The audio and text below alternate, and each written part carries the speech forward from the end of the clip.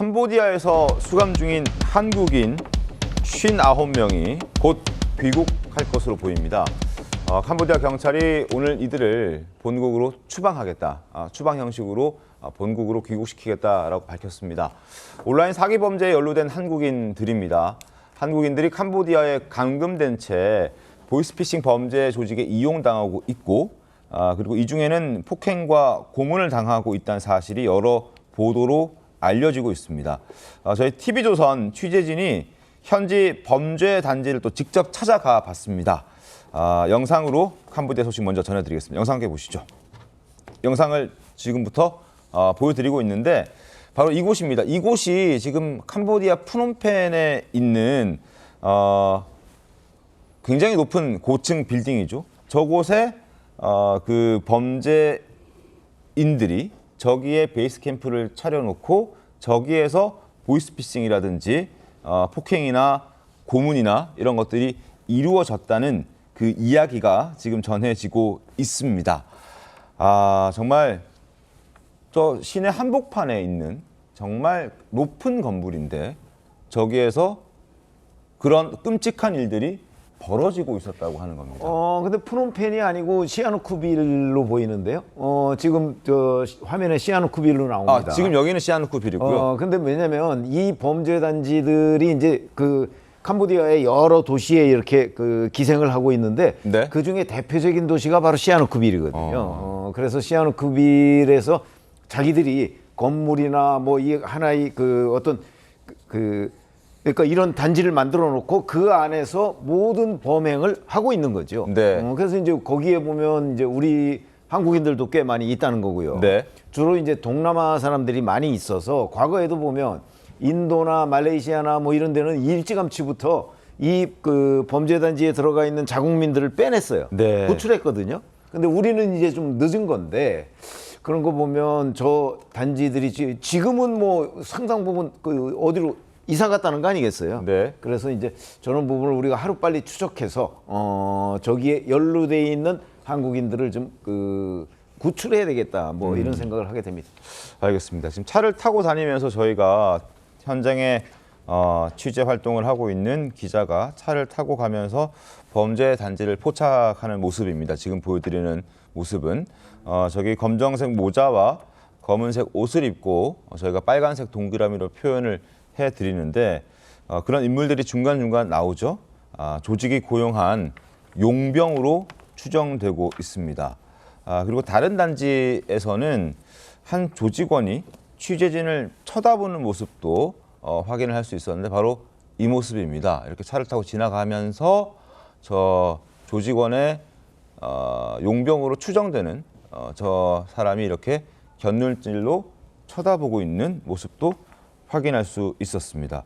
그리고 범죄단지 인근에서 배달 음식을 들고 가는 사람도 볼 수 있었습니다. 그러니까 범죄단지 인근에 여전히 범죄 조직원들이 있는 것을 우리가 충분히 생각할 수 있는 모습이죠. 음식들이 그 안으로 들어가는 모습이 포착이 됐기 때문에. 그리고 저기에는 신원 확인이 된 사람만 출입이 가능하다라는 이야기도 현지의 취재를 통해서 저희가 전달받을 수 있었습니다.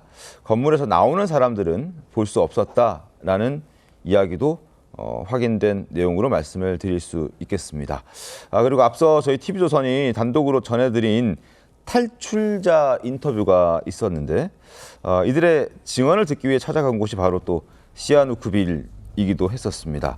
어쨌든 캄보디아의 수도 프놈펜을 포함해서 대부분의 도시들이 이렇게 범죄 조직과 굉장히 밀접하게 관련이 있고 그 범죄 조직들이 정말 공공연하게 활동할 수 있게끔 어떤 사회적 분위기가 조성되어 있는 곳이 바로 캄보디아가 아닌가 싶은 생각이 듭니다. 안진영 기자님. 가장 충격적인 것 중에 하나는요. 일반적으로 범죄 단지하면 굉장히 낙후된 곳에 간다. 그래서 네. 위험 지역을 갔을 때 어디 지역을 가지 마라 이렇게 생각을 하는데 프놈펜은 수도고요. 또 시아누쿠빌 같은 경우도 남부의 휴양 도시라는 거죠. 네. 관광지로 유명한 곳인데 버젓이 이렇게 많은 사람들이 오가는 곳에서 저런 일이 자행되고 있다는 게 더욱더 충격적일 수밖에 없는 상황이고요.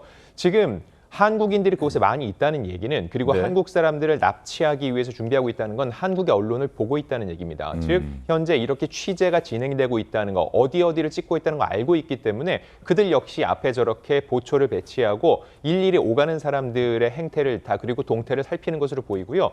그리고 또 하나 중요한 거, 들어가는 이 사람은 있는데 나오는 사람은 없다. 이렇게 놓고 봤을 때 결과적으로 나오는 누군가가 있으면은 그들에 대해서 취재가 시작이 되고 내부에서 어떤 일이 벌어지는지 또 내부에 새 나갈 수 있죠. 그렇기 때문에 외출을 최대한 차단하거나 혹은 저는 정문이 아니라 지금 취재진이 알 수 없는 또 다른 쪽문이라든지 또 다른 루트를 통해서 오가고 있는 상황 역시 배제할 수 없는 상황입니다. 알겠습니다. 자, 저희 TV조선이 실종된 자식을 찾아달라고 호소하는 한 부모와 인터뷰를 했습니다. 목소리 들어보시죠. 가자마자 구타를 너무 심하게, 폭행을 너무 심하게 당해서 극도로 불안을 느끼는지 어디로 잡혀갔는지 행여만 부모기 갈까봐 애가 울부짖으며 살려달 그 소리에 지금 멘붕이 와 있어서. 목소리 들으셨죠? 애가 울부짖으면서 살려달라. 그 소리에 지금 정신을 못 차린다. 당연한 이야기입니다. 조기현 변호사는 어떻게 좀 들으셨습니까?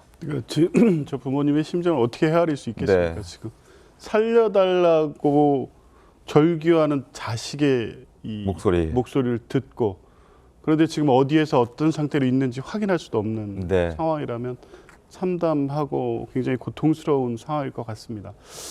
이게 꽤 오래전부터 이 문제가 지적되고 있었고 이미 이 고수익 취업을 알선하는 미끼로 해서 불법적인 어떤 감금이 있다는 사실도 이미 작년에도 국감에서도 언급될 정도로 이 네. 문제의 심각성은 알려져 있죠. 왜냐하면 뭐 작년에 220건이 이미 구금 신고가 된 상황이 있었기 때문에 1년 동안 진행해 왔으면 이런 신고라든가 자식을 못 찾는 부모들의 이런 여러 가지 조치 요구들이 꽤 있었을 텐데 왜 1년여 동안 그대로 방치되고 있었는지 좀 안타깝고 늦게라도 정부 차원에서 이 대응에 나섰다고 하니 지금 일단 이 추방 대상이 되고 있는 국민들을 하루빨리 확보해서 국내로 모셔오는 것도 중요하고 실제 지금 얼마나 많은 국민들이 거기에 구금돼 있고 또 실종 상태이고 신원이라든가 소재가 파악되지 않는지 전수 확인이 좀 필요한 것 같습니다. 네.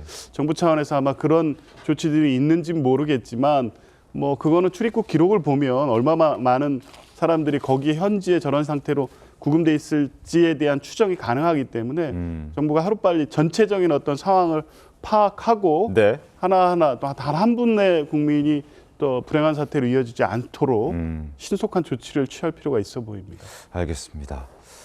그리고 무연고 한국인 시신들이 안치되는 한 사원에는 2달에 한 구꼴로 한국인 청년의 시신이 들어온다라는 이야기도 보도를 통해 확인할 수 있었습니다. 저런 보도들을 보면 안진영 기자님 정말 알 수 없는 죽음이 더 많을 가능성이 굉장히 높아 보입니다. 또 하나 중요한 거는 네. 저렇게 2달에 한 번꼴로 시신이 들어오는데 그게 이제서야 알려지고 이거에 대한 후속 조치를 너무 늦게 시작을 했다는 겁니다. 네. 사실 왜 이렇게 한국인들을 상대로 한 피해가 많아지는지 놓고 봤을 때 한국이 상대적으로 다른 아시아 국가에 비해서 소득 수준이 높죠. 네. 그래서 한국을 대상으로 보이스피싱을 하기 위해서는 한국인이 필요하고 또 요즘 한국에 대한 이미지가 좋아지면서 로맨스 스캠, 소위 이 연애를 빙자한 사기극 역시 한국인들을 데려와야지 돈을 많이 벌 수 있다. 이런 식의 인식이 작용하고 있다고 합니다. 이렇기 때문에 더욱더 한국인들에 대한 경각심이 더욱더 높아질 수밖에 없는데 중요한 거는 이것을 다 해결하기 위해서는 현지 공권력과도 잘 연계가 돼야 되는데 중요한 네. 거는 공권력 역시 부패 정도가 심하기 때문에 어떠한 신고가 접수되면 곧바로 해결이 되지 않고 오히려 그 정보가 역으로 범죄된 쪽으로 흘러들어가고 있다는 우려까지 나오고 있는 겁니다. 알겠습니다. 지금 캄보디아가 굉장히 위험한 지역이고 그래서 여행 금지 조치까지 내려진 상황인데 캄보디아 총리가 내무부 영상을 공유했는데 그 영상을 보면 한국인 여성을 내세워서 살기 좋은 곳이라고 홍보를 하고 있다고 합니다. 그 영상 보시죠. 물론 어느 나라든 어려움이 있지만 저희에게 캄보디아는 여전히 평화롭고 사람들의 마음에는 따뜻함이 가득한 것 같아요. 뉴스에서 보는 모습이 이 나라의 전부는 아니에요. 저희는 캄보디아에서 평화롭게 감사하며 살고 있습니다. 캄보디아 국민들이 서로 한마음으로 단합하고 손을 맞잡고 함께 어려움을 이겨내는 모습을 보면서 고난을 겪을 때 똘똘 뭉치는 한국인들의 정서와 참 많이 닮아있음을 느낍니다.